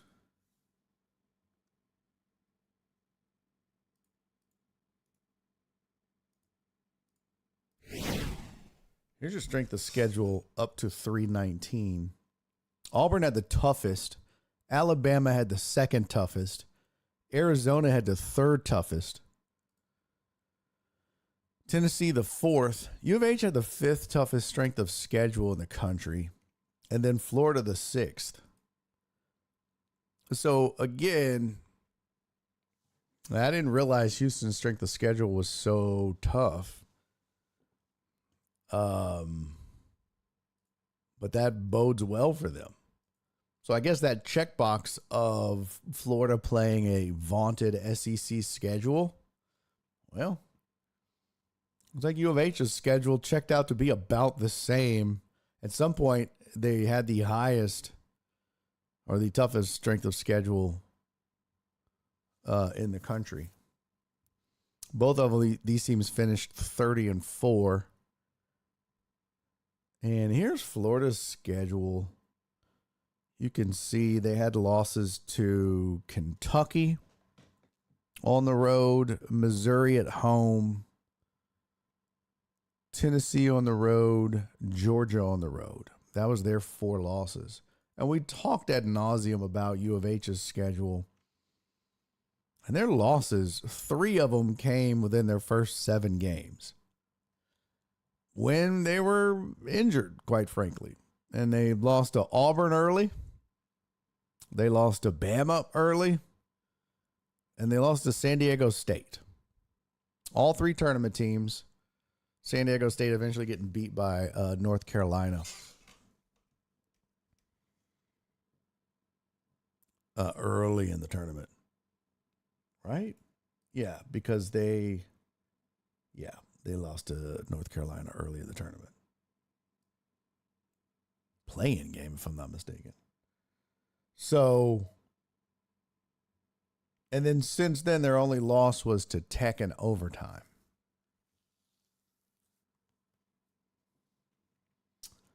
Ranked teams played 1, 2, 3, 4, 5, 6, 7, 8 ranked teams for U of H.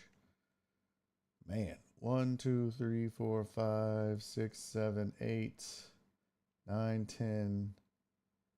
Whew. Florida played 10. I mean, look, pretty close. One other interesting thing here, ESPN, their matchup predictor, 66% almost, 65.4% prediction for U of H. And it's pretty crazy. It's pretty stout. Now, Vegas sees it otherwise. Vegas says they have Florida as a 1-point favorite. What you have to remember about that, though, is Vegas wants to make money. So they want you wagering in such a way that they would make the money. So do they think that people would go in and go, oh, I'll take Florida and the point. I'll give a point. I don't know. I see it differently. I 100% see it differently. I'm here right now and I'm thinking, man, I'm tempted to take the Cougs and the point. In fact, I might just do that right now. Cougs plus a point, risk 5 to win 435. See, that's at minus 115. That's just not good value. And you take Florida and the point, or give the point, and you make more money. So that's a minus 115. And the under is minus 115 also. Everything is a minus. Like, there's no real value on the board. Even first half. I think the Cougs will be down at the half, by the way. I think Florida wins the first half. But I don't like any of these numbers. So I think I'm just going to stick with my fact that I got the Cougars at plus 600. Just leave it at that. But I don't like these numbers. I'm not making much money on any of these. It's kind of whack. There's another 266 bets here. Nah. There's really no chances to make any money on any of this shit. Spread. Nah, see? I mean, I guess I could go. I mean, like, how much do you think Houston wins by? Houston plus 1.5. Houston minus 1. Houston minus 2 is plus 110. So Houston giving 2 points is plus 110. Nah, I'm just going to leave it be. Just leave it be. Interesting. Very, very interesting. So what do you think? What do you think, chat? I'd like to know. What you got? My one and only bracket this year, I have Florida over U of H. I hope I'm wrong. Who's Mad Max rooting for? Yeah, no shit. Big 12 had seven teams in the tournament. U of H had a tough schedule. Yeah. Vegas up to something. Yep, that was for 24-25. Yep, it's 1 a.m. here. Damn, Alec, that's crazy. Didn't finish. They beat SEC teams 28-12. Let's see. In 2023, 2024, Big 12 basketball teams beat SEC teams. It's almost like you're on the other side of the world, Alec. That's funny. Crier played 40 minutes. Like it, don't love it. Damn, if Cougs win, I win the winery bracket and I get a case of wine. That's pretty dope. Speaking of that, we need to look at the Pick'em brackets, the Barry on Deck group. Who's winning that? Right now, Heartthrob. Look at that. Well, you can't really see it. Let me zoom in here. Heartthrob, 1,440 points. Sylvia, second. Total Dallas, third. Donna has Duke winning it all. She's fourth. Dandy Dan, fifth. Jared Taylor, sixth. Matt, 7. Roland, 8. Cisco, 9. Jeff Bell, 10. And Black Sheep, 11. And then Jen and I never got our picks in. Because dumbass. I was too busy trying to get B. Hannon in. Stupid. I think I had U of H. I think I had all chalk. No, I had Tech coming out of the Florida bracket, so I'd have been fucked. Yeah, well, there you go. It's going to be interesting. Let's see, who does Heartthrob? Oh, he's got national champs Florida. Look at that. Florida UH. Sylvia's got Florida UH. Look at all these smart people. Total Dallas had Florida UH. Boy, we got a lot of smarts. Man, you guys are smart. Jared Taylor. Man, a lot of you guys had Florida UH. Yo, that's... Or wait, is this right? Or is that just the... Is this y'all's bracket or is this the pick? I may have this wrong. Hold on. Ain't no way that many of y'all picked this right. Give me a second. I think that might be wrong. I want to see Heartthrob's bracket.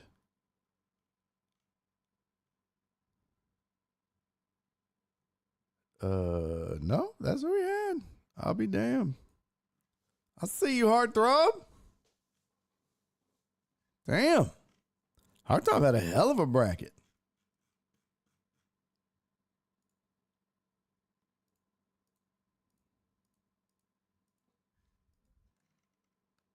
Yeah, you guys had some crazy good brackets.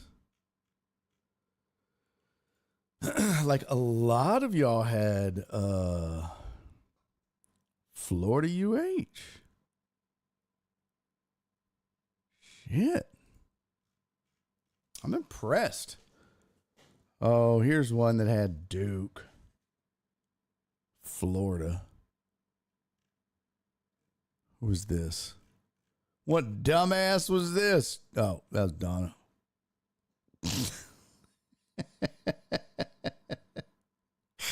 Let's see. Who's this? UH Florida.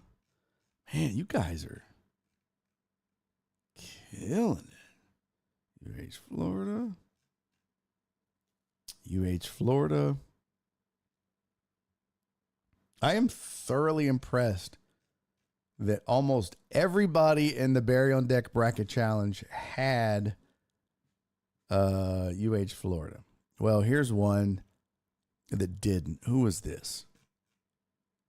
This is Jeff Bell. He had U of H winning, but he had U of H playing Auburn. But he could still pull it out. U of H. Well, I don't think he can win now. And then this is Duke, Florida, with Florida winning. Man, you guys did pretty good.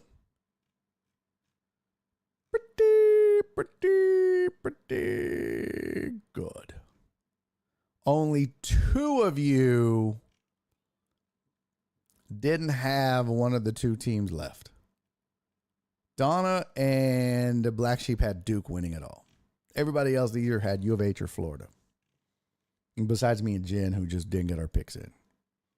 Because dummies. Good job, gang. So right now, Florida's got, Heartthrob has a 10-point lead over Sylvia.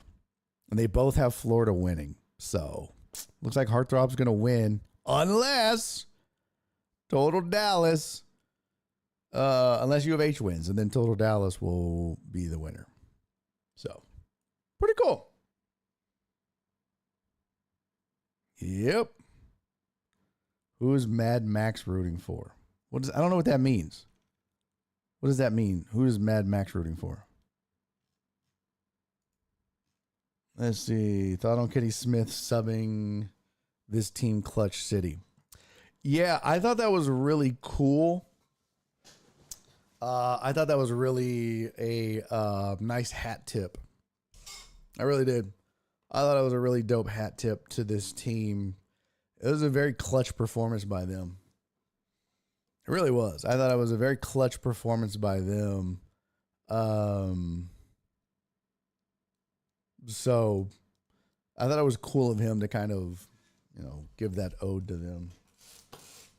By the way, I just want to say, before we get out of here, I watched that Rockets Golden State game. Holy shit. First of all, Rockets, 2 back-to-back killer games. Beat the piss out of the Thunder, and then slap around the Warriors, not intimidated by Draymond Green, not intimidated by Steph Curry, hold him to 3 points, 1 3-pointer. And I think my favorite part of that whole game was Ime Udoka getting in the face of Steph Curry. Not really necessarily getting in his face, but trash talking him on the way to the locker room at halftime. I loved it. I absolutely loved it. He's got that dog in him. His team has that dog in him. And he leads by example. And Curry was kind of meowing to the refs. And I don't know what he said to him. But it was basically like, hey, man. Meow, meow, ho. Y'all can dish it out, but you can't take it. I love it. And, Steph tried to make a joke of it at the press conference, but they locked them the fuck up. And they let them know, hey, you don't want us in the playoffs. And I'm going to tell you right now, this Rockets team, everybody, I remember, I got my receipts. I've got my receipts. I still have my receipts. Y'all know me. I'm the mayor of Pettytown. okay? I am the fucking mayor of Pettytown.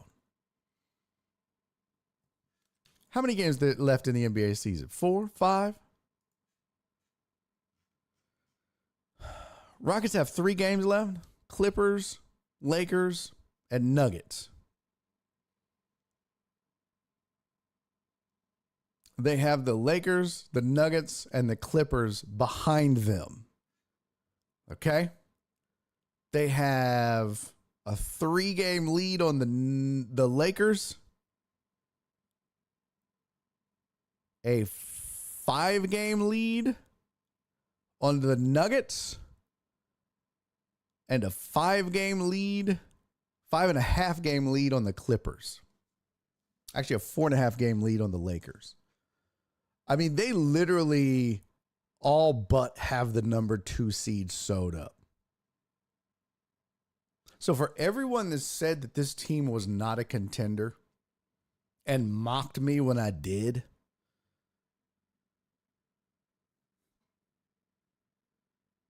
what? Now, does that mean this team's going to roll in and, win a natty, win a title? Not a natty, but win a title? No. Does that mean this team's going to give somebody fits? Absolutely. Absolutely, they're going to give some teams fits. As it stands right now, if the playoffs started today, this team would play the Minnesota Timberwolves. Is that a favorable matchup? Not really. That's a scary matchup. But who gives a shit? This team is the number 2 seed in the Western Conference for a reason. This team has a flexible lineup where they can go double bigs. They can play small ball. They're one of the best defensive teams in the NBA. And the one thing that this team is not is afraid. Because their head coach won't let them be. Their head coach won't let them be intimidated. Their head coach won't let them be afraid. And I think that this team is just too naive to know better. They just go out and ball. And when guys like Amen Thompson want to guard Steph Curry, like he talked about in that game on Sunday, look the fuck out, man. This team is not going to be an easy out in the playoffs. And I think that's what makes them a contender. Is I could see this team easily advancing into the second and possibly even third round into these playoffs. And they're going to give the better teams in the NBA fits because they're one of the better teams in the NBA. You don't finish second in the conference by happenstance. They're a plus 5.5. That's the second best plus minus in the West. It is the 4th best plus minus in the NBA. They've won 65.8% of their games. That's 4th best in the NBA. This is not a fluke. This team is not a fluke. And in fact, if you really want to go look at it, I'm not going to do it because I'm about done with this show for the day because I'm going to go eat dinner and get ready for this Cougars game. But if you really want to have some fun, and we'll do this maybe later in the week, but go look at this team's success and that team that Ime Udoka took over for the Celtics when they had their championship run. The similarities are scary. And if he doesn't win Coach of the Year, just fucking stop giving out the award. Just burn it and quit giving it out. Because there's not a person in this league that's more deserving of Coach of the Year right now than that man. He deserves it. So, all right, who you got, chat? Who you got tonight? Cougs or Gators? Cougs or Gators? Huh? Cougs or Gators? Cougs or Gators? Don't pick with your heart. Pick with your head. Who you got? I want to know. I want to know. All right, let's see. I got to do the last poll, too. Last poll, 15 votes. Fucking ridiculous. Absolutely fucking ridiculous.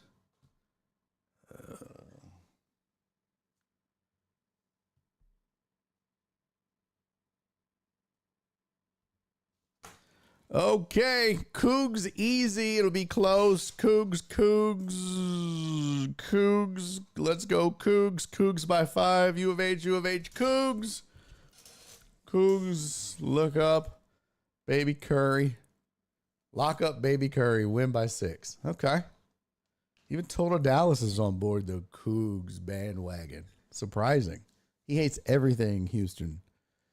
If he wins Coach of the Year, they'll have to bring up the BS in Boston. He's never winning that award. Disagree 1,000%. It's called redemption.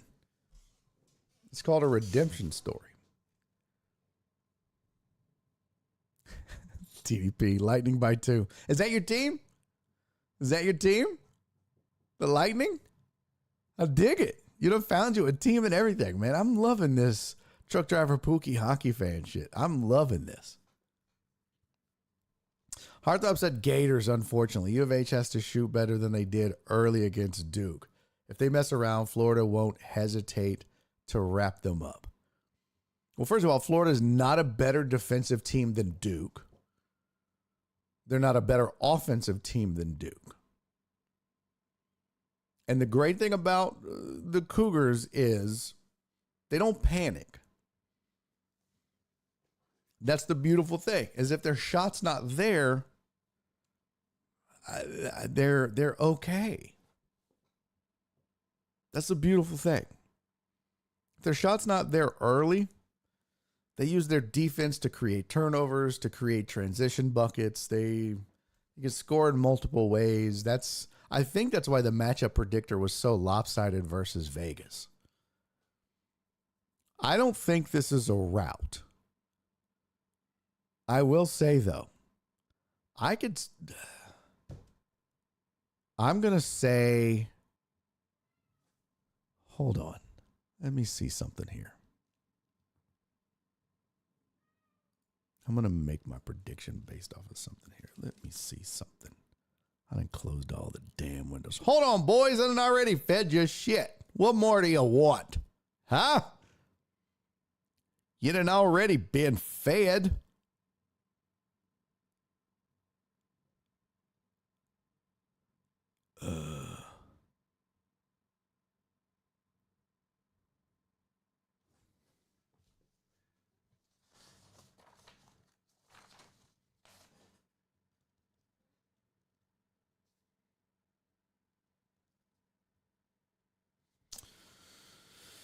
Oh, me oh my.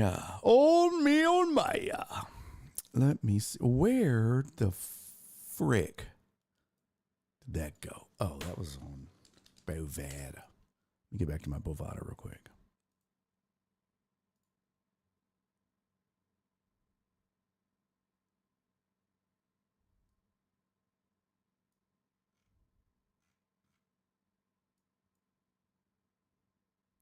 This is what I was looking for. Yes.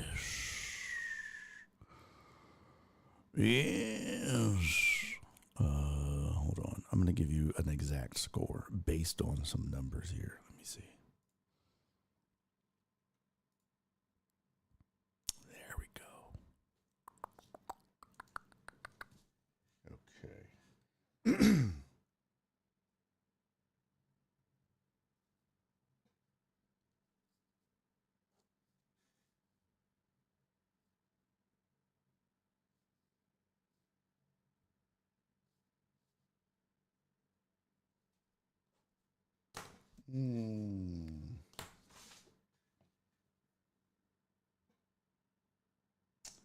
Hold on.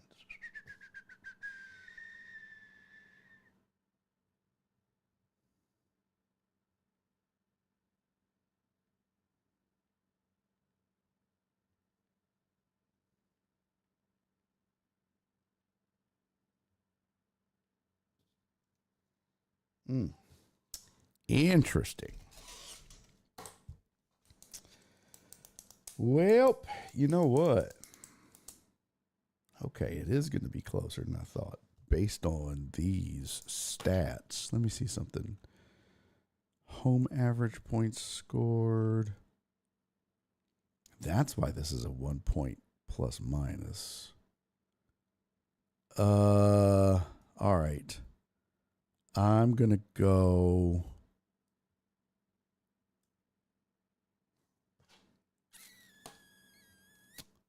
$72-71 Cougars. Yep. There you go. 72-71 Cougars. Final answer. That's it. This is my final answer. Book it, Dano. All right, Potch. Y'all enjoy the game. Thanks for hanging out. Hopefully, I'm going to turn my computer off so we don't have no more goddamn problems.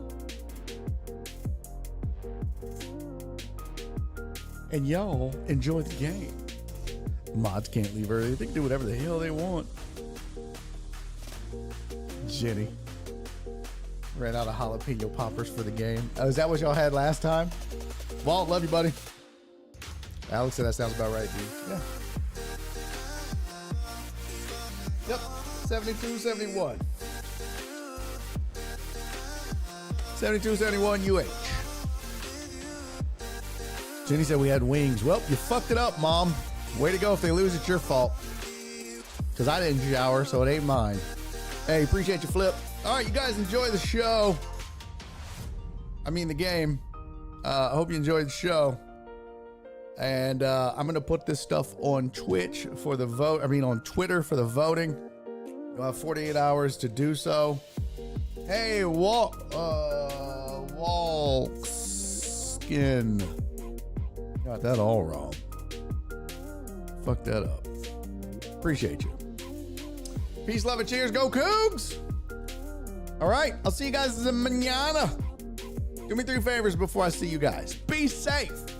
Be kind. And most importantly, love each other. Let's just hope if they win tonight, or I should say when they win tonight, they let Olajuwon on the floor. Huh? Maybe? For fuck's sake, people. Lock it up, San Antonio, you dipshits. Bye, everybody.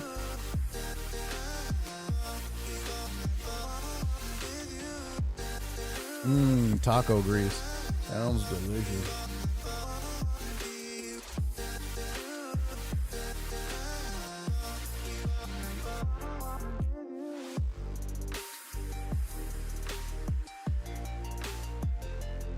No, you lock it up, Total Dallas.